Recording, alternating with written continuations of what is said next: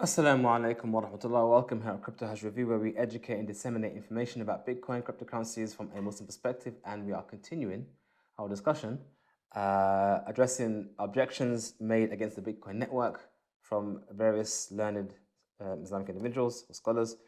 One of them, or statements that was made, is that I think there was more rather than an objection to Bitcoin, it was more like waving the flag of another da'wah and something else. And what they basically said was Muslim countries need and must go back to the gold and silver standard to be strong again. I think that is a view shared by probably most Muslim scholars and prominent speakers, and that's, I guess, reminiscent of the good old days when we had gold, we had the dinar and the dirham. There's a special place in the hearts of the Muslims as it relates to gold and silver, as it's mentioned specifically in the Quran. So it's not unusual for this da'wah to raise its head, and it would be nice if the Muslim countries use gold and silver instead of the fiat system. I mean, if you had a choice between fiat and gold and silver, definitely gold and silver would be the way forward. Whether or not that is the reason why Muslim countries are weak or strong, I think there's a lot more involved in the weakness or strength of any country than just a simple currency that they use. We have America that is very strong, but its currency is weak. Or even Japan, for example, whose currency is very, very weak, but it's technically taken as kind of a strong country and economy. So, I mean, if I was to make a counter statement, I would say if Muslim countries wanted to be strong again, they need to actually start developing. I'm sure they do already, but I need to focus on manufacturing, developing, moving things forward rather than just copying and other kind of stuff. We need to start pushing forward in manufacturing, producing stuff, production, education, and there's so many things that can be said. And I'm sure everyone has their views of what makes their country better. I'm not here to dictate what can and can't be done because I don't know the ins and outs of how countries function, how they work. We'll leave that to those who are involved in government to discuss that and figure that out themselves. The only thing I would say, as my personal belief, that Muslims or Muslim countries need to adopt or need to seriously consider adopting is to make markets more open and not so restricted. There's too much red tape as it comes to making money. You have to follow this rule and that rule and this and that, and you can't do this and you can't do that. I mean, a simple fact of not being able to migrate to a country, for example, many Muslim countries not allowed to come into the country. What that basically means is you're preventing people from bringing business in, bringing your skills, bringing your know-how, and coming into the country. You don't end up absorbing the great minds of the world. You end up pushing them out and keeping them out. I know there are plenty of well-qualified professionals in the West who would love to migrate to a Muslim country, but yet they can't. So that's basically what it means is that those Muslim countries are missing out on what they could bring. I mean, that was just an idea out there. I'm just throwing an idea out there. It'd be great for you. Anyone out there whose government is listening, open your borders and make it easy. Allow the muhajirin to come in as a kind of thing. But yeah, if Muslims could take gold and silver, that'd be great. But we have a problem with gold and silver, and that is that it's not realistic. Let me explain why it's not realistic. Number one, we live in a digital age now. We live in an age whereby information is quick. You can do transactions online. I can buy stuff and sell stuff, and I can do this and I can do that. I can do all these transactions online immediately, quickly. I need to get money from one country to another country and back again. You can't do that with gold and silver.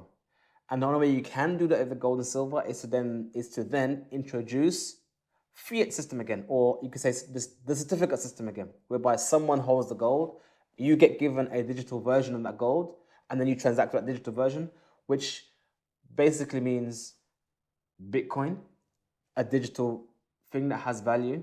So you can't really avoid Bitcoin.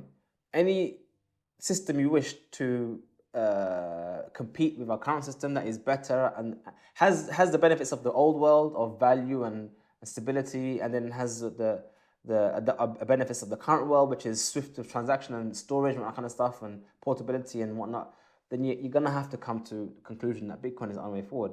Bitcoin is the only way we can digitally make a currency that has value based on the effort needed to make it.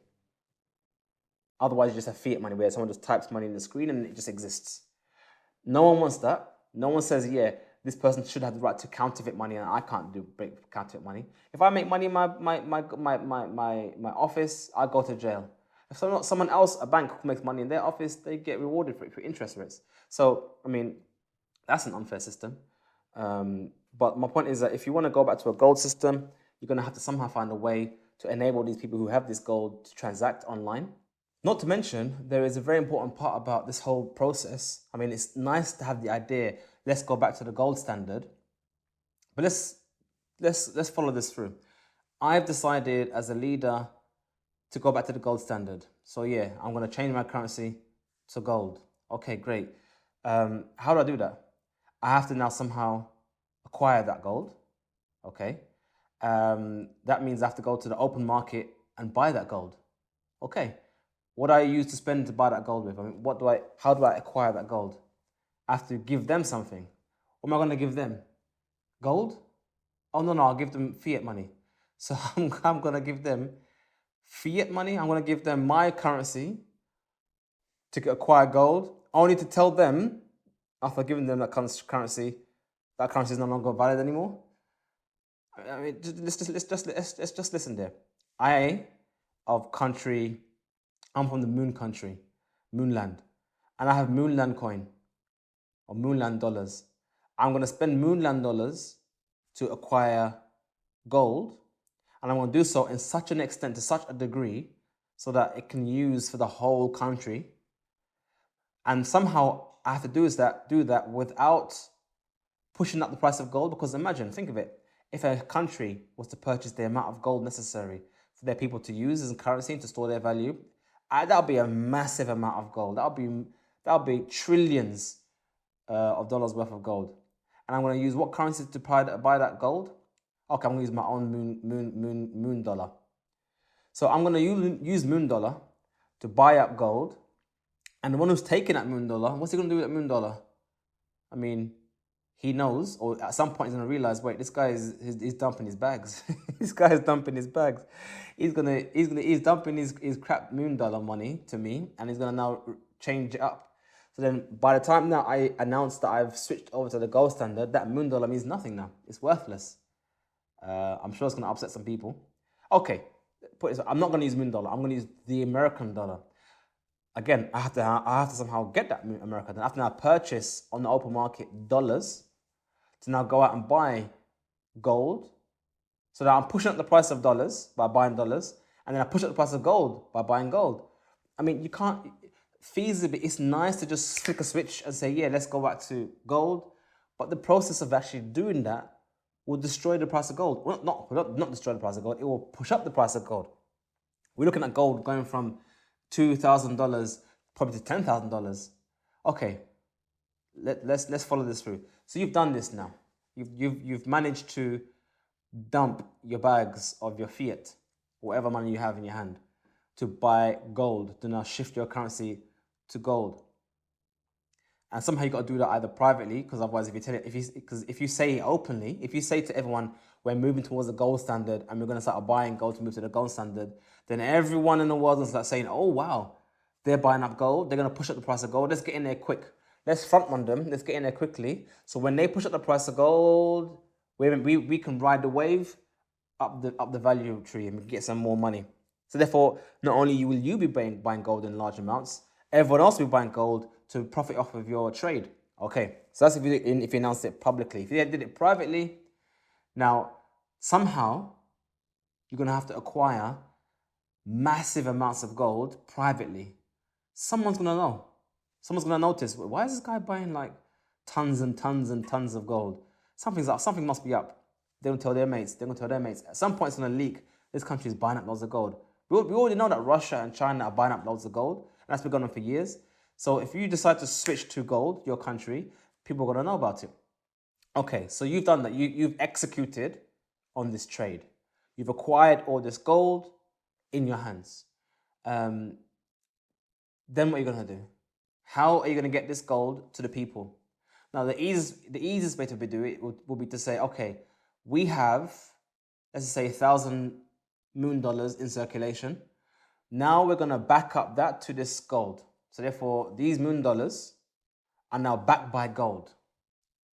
So that means that the moon dollars purchasing value it had before the back-in will now be changed to what it is now after the back-in.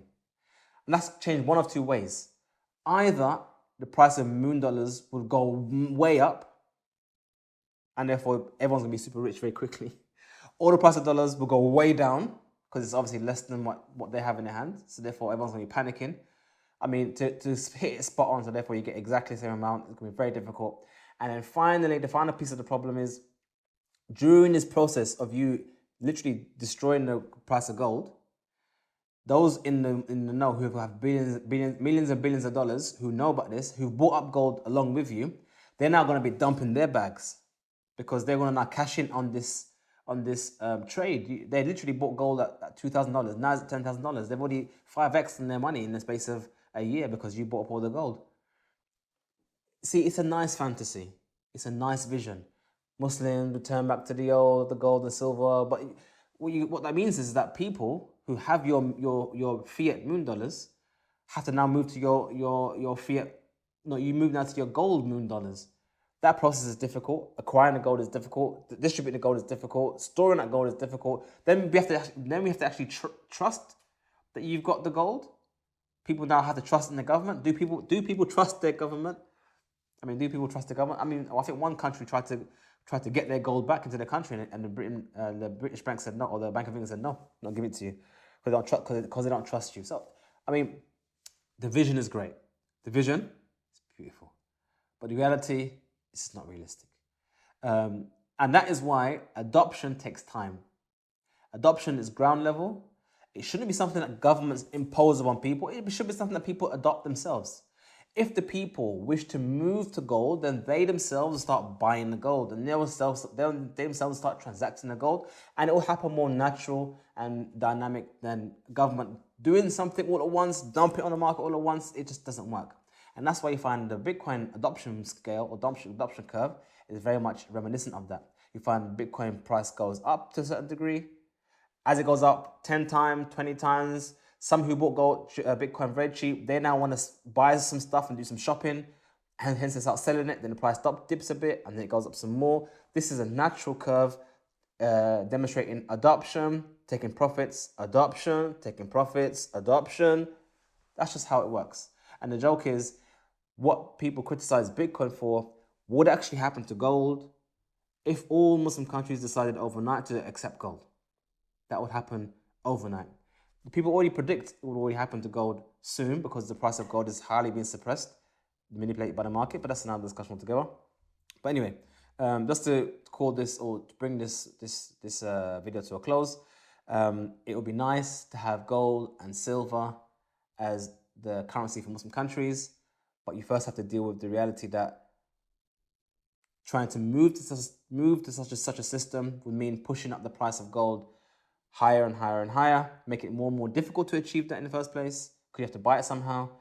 And then you have to find a system somehow for you to interact, because if you decide to have gold as your currency, other countries around you who want to buy and sell from you, they are still using dollars.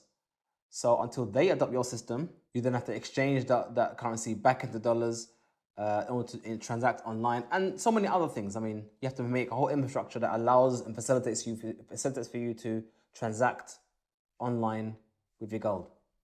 Anyway, we hope you find this video beneficial and useful. Please like this video, subscribe to our channel, and we'll see you shortly in our future video. Assalamu alaikum warahmatullahi wabarakatuh.